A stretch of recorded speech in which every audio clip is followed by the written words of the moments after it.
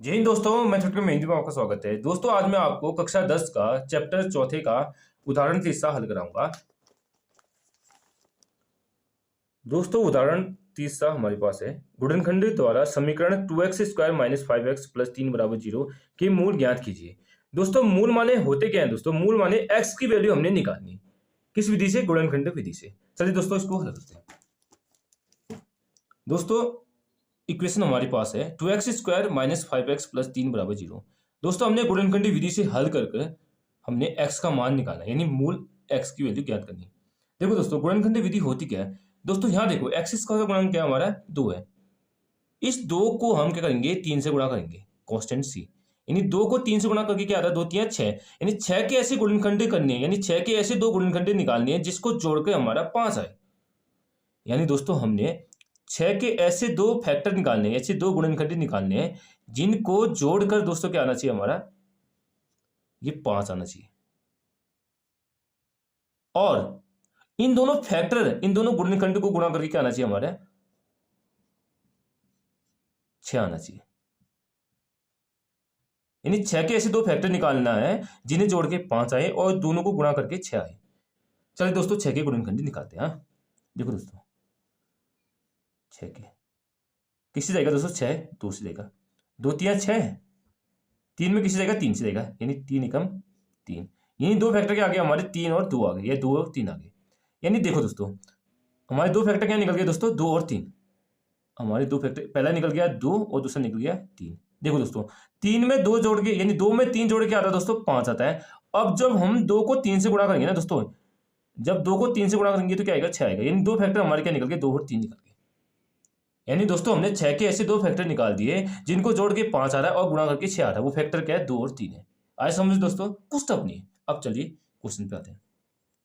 2x² minus factor क्या निकले दोस्तों हमारे? 2 और 3, यानी 2 + 3 इंटू ये वाला x + 3 = 0। अब देखो दोस्तों 2 में 3 जोड़ के क्या आता है दोस्तों? 5 आता है, ठीक हो गया। और 2 को 3 से गुणा करके क्या आता है? 2 3 6, यानी 6 आता है। यानी हम सही चल रहे हैं।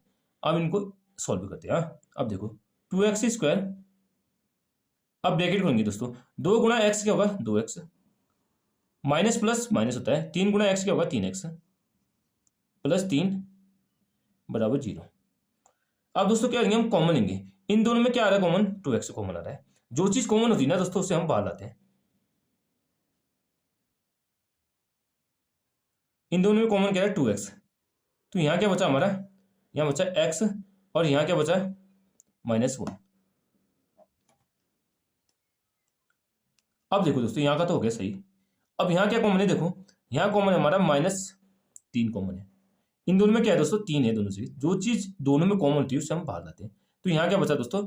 x बचा है, minus minus plus plus x बचा है। अब देखो दोस्तों अब हमने -3 कॉमन ले लिया ना, यहाँ क्या बचा? माइनस प्लस माइनस होगा, 3 कॉमन, 3 तो बाहर आ गया है, तो यहाँ क्या बचा? 1 बचा, बराबर 0।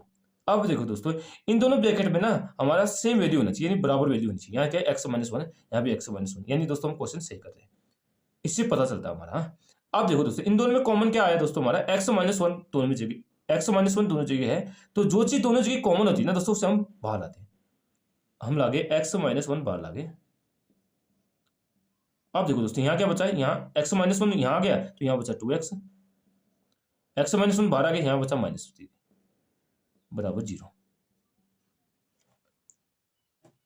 अब क्या करेंगे ना दोस्तों, हम यहाँ तुलना करेंगे। तुलना करने पर यानी x-1 की तुलना 0 से करेंगे, फिर 2x-3 की तुलना 0 से करेंगे। तो पहले क्या हमारा x-1, इसकी तुलना हमने 0 से करनी है। तो x-1 बराबर 0, तो x बराबर क्या हो जाएगा दोस्तों? 1 हो जाएगा। ये -1 इक्वल किससे आएगा? तो +1 होगा। दोस्तों एक x की वैल्यू ये निकल गई। और दूसरा देखो दोस्तों 2x-3 की तुलना 0 से करेंगे। 2x-3 की तुलना हमने किसी करी? 0 से। तो 2x बराबर क्या हो जाएगा दोस्तों? -3 इक्वल किससे आएगा? तो क्या होगा? +3। तो x बराबर क्या हो जाएगा दोस्तों हमारा? ये गुणा 2 है, तो यहाँ के बट्टे 2 है, 3/2।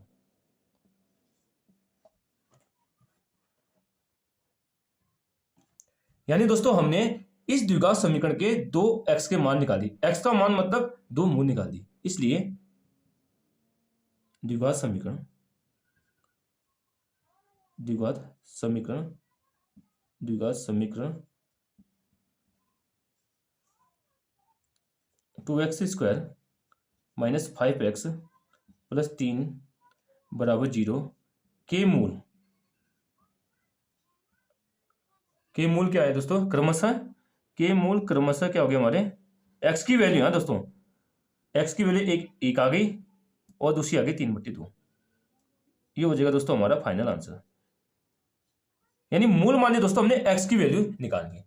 चलिए दोस्तों आज यहीं तक करते हैं। अगर वीडियो पसंद आए तो वीडियो को लाइक कीजिए, चैनल पर नए तो चैनल को सब्सक्राइब कीजिए और कमेंट में बताने की आपको वीडियो कैसी लगी। Thank you, have a nice day.